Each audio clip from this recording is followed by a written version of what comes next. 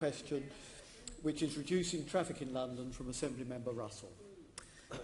Thank you. My question is, will you make traffic reduction an explicit goal of your transport strategy? And that is a question for the Mayor. Thank you, Assembly Member Russell.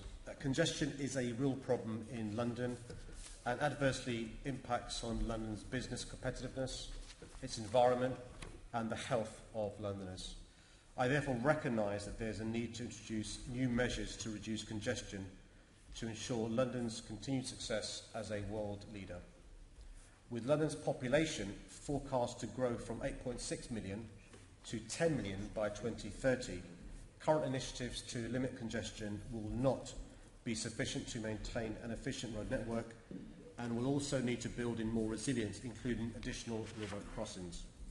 At my request, Transport for London will develop a planned and coordinated approach over the next few months to reduce congestion in London. This includes encouraging modal shift, for example, through increasing the number of people cycling and walking and encouraging people to use public transport. I'll build on the work of the last two mayors in order to increase the number of cyclists. For example, I want to increase the proportion of TfL spend on cycling, invest in cycle superhighways and prioritise quiet ways. I'll also make walking safer and easier in the capital, for example through the introduction of cleaner and safer walking routes to school. I'll also ensure that TfL works with businesses, local authorities and the freight industry to reduce the large number of lorries on the city's roads at the busiest times. I'm also prioritising new river crossings in the east of the city to reduce the congestion around places such as the Blackwall Tunnel. I'll work with TfL to undertake a strategic review of these crossings. Silvertown has the potential to meet current and future demands across the river in that location and, importantly, could transform cross-river public transport connections. I'll encourage greater use of the river to transport passengers and freight. The previous mayor did not do enough to work with the utility companies to coordinate roadworks and infrastructure improvements, and I'll therefore ensure TfL reduces roads being dug up over and over and over again. In conclusion, my plans to tackle congestion will be included in my new transport strategy. It will support London's growth and its place as the driver of the UK economy, unlock housing, make streets safer and create better town centres, and improve air quality and cut CO2. Thank you. That was a great list of things that will, a lot of things in that list will really help to tackle congestion levels. But my specific question was about traffic reduction, and will you make it an explicit goal in your transport strategy that you're going to be publishing? Well, Chairman, the population of our city is rising. That's one of the reasons why I want to increase modal shift. And I've talked in answer to previous questions from Senator Duval and others about the need to make it safe and easy to cycle. I've echoed the comments made by the Commissioner about a holistic approach towards walking and cycling. I've talked about an idea that some would say I pinched from somebody else around a cycle crossing around the Rotherhithe and Canary Wharf. And we need to, the reason why I talked in my answer about my concerns about the previous mayor and his lack of use of the permit scheme, which I as a minister gave to London, is I think we could do things in a much more sensible way to alleviate congestion and reduce traffic around London. Okay, so again, I haven't had a yes-no on whether it will be a specific goal, but perhaps you could write to me about that and later, and we will move on. Under Ken Livingstone, the economy boomed and traffic fell.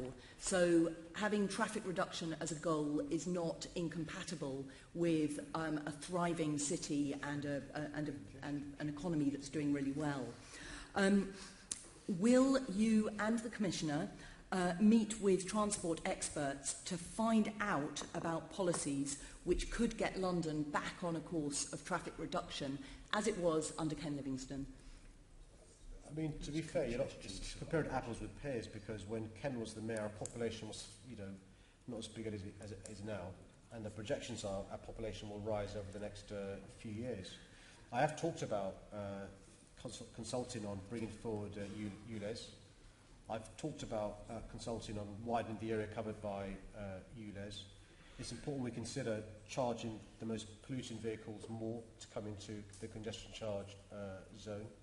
We'll be spending probably, and we'll confirm this hopefully in the transport plan later on this year, more on cycling than any previous mayor, more on walking than any previous mayor. Sorry, Mr. Mayor, my question was about will you and the Commissioner meet with transport experts to find out about the policies that would help London most with traffic reduction?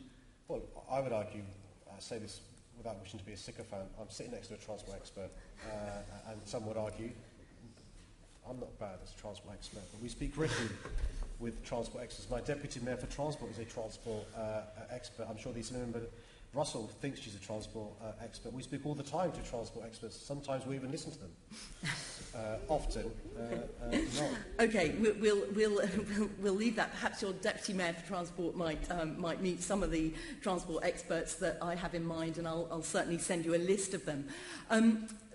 Moving on again. Obviously, London streets would be much more pleasant if traffic fell, and particularly for the communities living on the busiest roads, and those very often are the poorest communities living in our city.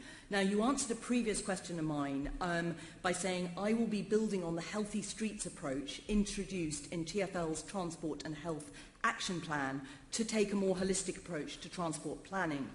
So, my question again to you is, will you ensure that Transport for London's Healthy Streets approach is embedded within TfL's leadership team, and especially in the surface and planning directorates? Yeah, I mean, Chairman, the Assembly member raises a really important point. We need to change the way we think about this, including design. And that's a priority for Val Shawcross as the Deputy Mayor. And also, can I answer to the previous question? I didn't fully understand what she was asking, so her last question. Please do write to Val and me about any experts we should be speaking to, any ideas we've got, things you see in other parts of the world we should be nicking. I'm really keen to hear from you about this, so write to Val and me, and we'll happily look into it. Yeah. So, sorry, is that a yes to embedding the Healthy Streets approach in the thinking of TfL? Embedding is your word, but yeah, we want to relook at the way we do stuff, because you're right, we've got to be more progressive when it comes to our streets. Excellent. Walking and cycling. Thank you very much. I also have one other query on this, which is the Healthy Streets check tool, which Transport for London have developed, which moves on from their cycling check tool, and it works for making sure that our streets are good for people with disabilities, for people walking and people cycling. Will you use or will Transport for London use the Healthy Streets check tool to assess all of its road and street schemes? Well, I think in answer to a previous question, the Commissioner was quite clear that he wants to see a change in the way we do things, and I think that's because the new Deputy Mayor Val Shawcross is a priority for her. And she's been quite keen to make sure that TfL work with her to make sure we address the issues that you're rightly concerned about. Okay, so is that a yes to using the Healthy Streets check tool on schemes? I'll ask them. Yeah, well, yes, absolutely. So Healthy Street Check, for people who don't know, is a technical document for engineers to score designs for new schemes to ensure they are delivering accessible, inclusive streets, safe, welcoming to walk and cycle in, and so we're very keen to ensure this healthy street check becomes a core of what we do both in our planning areas and in our delivery areas, so absolutely. Brilliant, thank you very much. Okay, and finally I want to pick up on something that came up from Assembly Member McCartney's question on the ultra-low emission zone. Again, the ultra-low emission zone does relate to traffic reduction, and you said that the new ULEZ would include the North and South Circular. I quote you there, include the North and South Circular. Is that the case, or will it be like the Euston Road and the North and South Circular is not actually inside your ULEZ boundary? So we're going to consult on that, yep. and depending on the consultation, we'd like it to include it, yeah. But obviously it's subject to consultation. It's really important we do consult for obvious reasons. Okay, thank you very much. Thanks very much. Time's up.